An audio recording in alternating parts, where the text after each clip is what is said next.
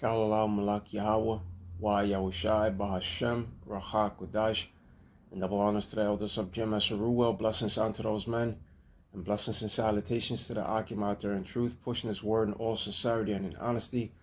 With that being said, Shalom Israel, Barakatah. Today's lesson, the scriptures have said that none shall miss.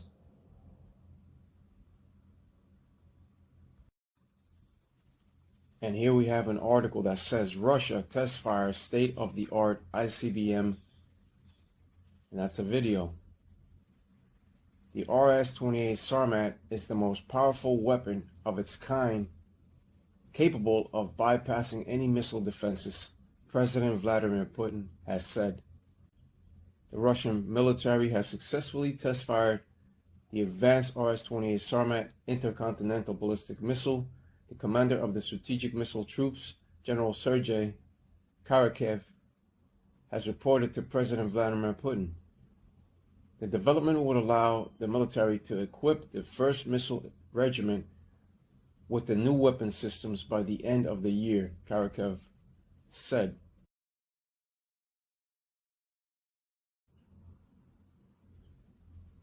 The article continues to say the liquefied fueled heavy RS-28 Sarmat is designed to replace the world's most powerful silo-based missile, the RS-20V Voyvoda, the SS-18 Satan, according to NATO classification. It is believed to be able to carry up to 10 heavy warheads with multiple re-entry capability. And when it comes to this Russian next-generation Sarmat missile, it has been renovated with improved upgrades. That's one of the reasons why President Vladimir Putin has called it the most powerful in the world, claiming it can bypass all existing missile defense systems. Right, that upgraded missile also goes into that sharpened and furbished sword that the scriptures speak of. And when it comes to these weapons of mass destruction, they shall all take flight, and none shall miss, according to the scripture of 2 Esdras 16 and 13. Let's go over to that scripture.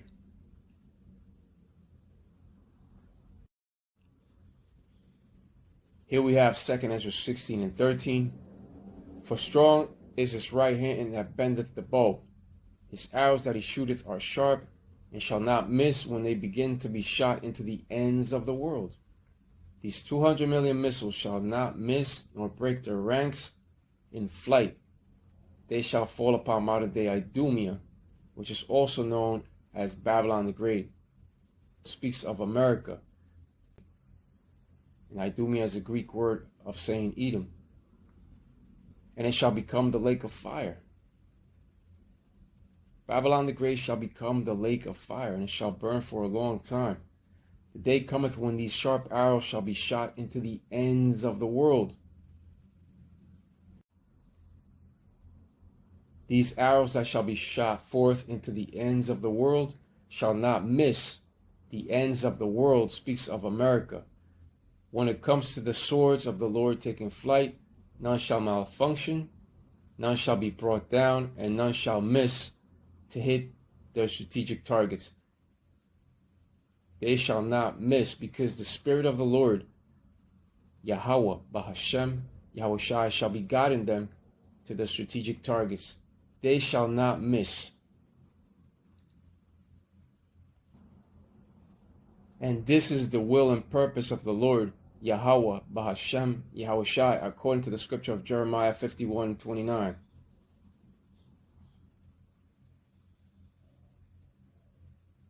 The scripture says, and the land shall tremble in sorrow, for every purpose of the Lord shall be performed against Babylon, to make the land of Babylon a desolation without an inhabitant. And that scripture speaks of modern-day Babylon, which is America. It's not speaking about ancient Babylon, which is Iraq. No, this is speaking about modern-day Babylon, which is America. When it comes to America, America's in the spirit of all the other past nations.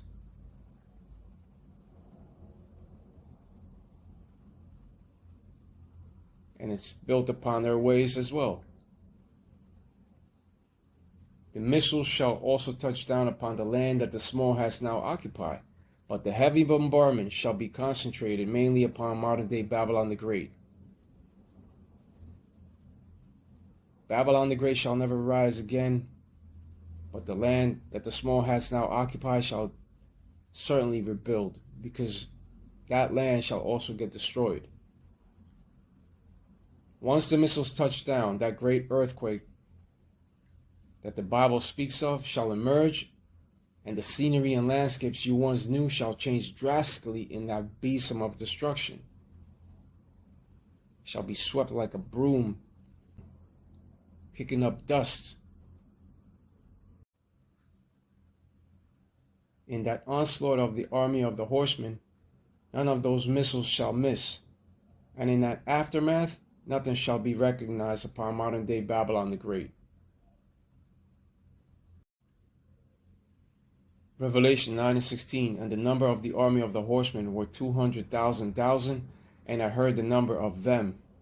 And this scripture speaks of those 200 million arrows of mass destruction.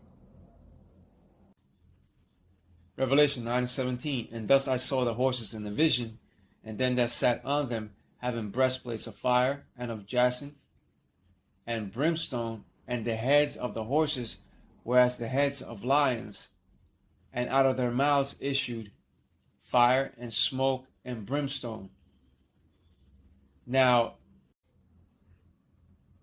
this also goes into those missiles that are more than capable of carrying additional warheads inside of that one missile alone. That new upgrade of the warheads are also equipped with multiple re-entry capability, and none shall miss. None shall miss. Now, can real horses running in the pastures shoot forth fire and produce jacinth and brimstone? The answer to that is no. This scripture refers to the deadly effects of a nuclear detonation.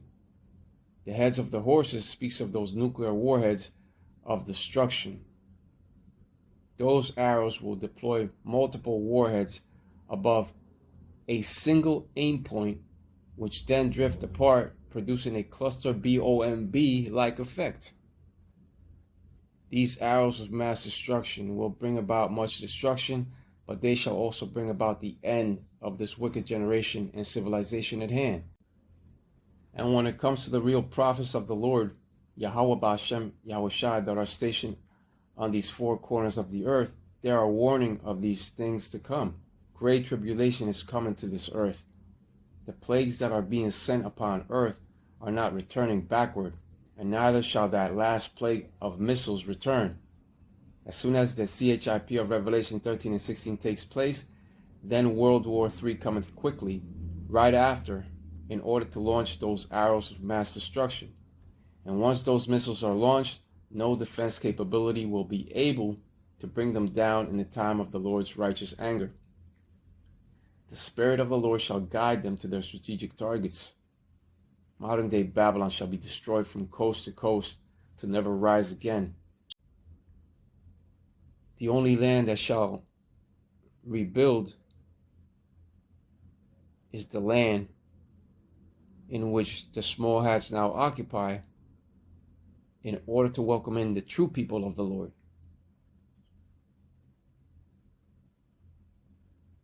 This war to come shall be fought with the burning and fuel of fire, according to the scripture of Isaiah 9 and 5, and that's what's coming. A different type of war.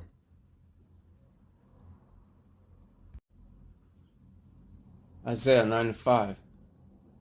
For every battle of the warrior is with confused noise and garments rolled in blood, but this shall be with burning and fuel of fire. That's right. It shall be a different war. This war to come shall be different from the other two. The battles of ancient warriors came with much confused noise. The confused noise of battle cries, along with the banging of weapons against shields, was heard. Also the rattling noise of battle formations was heard. The clanging of swords and of shields shattering, and of armor rattling and being pierced was also heard, along with the screams of the injured and of the dying. But when it comes to World War III, that confused noise that many shall hear will be with much burning and fuel of fire. Right, the missiles. What shall be heard is the destructive noise of the missiles as they strike all their strategic targets. World War III will be a destructive war like no other. It shall be different than the other too. And it shall be the war to end all wars. And so much destruction will come in that Third World War. An inevitable Third World War of utter destruction is coming, and we are blowing the trumpet in warning. It shall be a war like no other, and it shall be the war to end all wars. But it shall also be a blessing unto the true Israelites, which consists of so-called Negroes, Latinos, Tainos, and Native American Indians. You are the 12 tribes of Israel. That destruction shall bring forth a new chapter unto the Israelites, a new righteous chapter.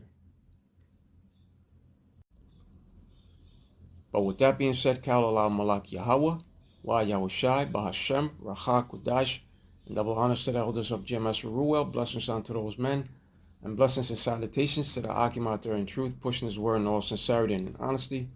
With that being said, Shalom Israel, Barakatah, Shalom.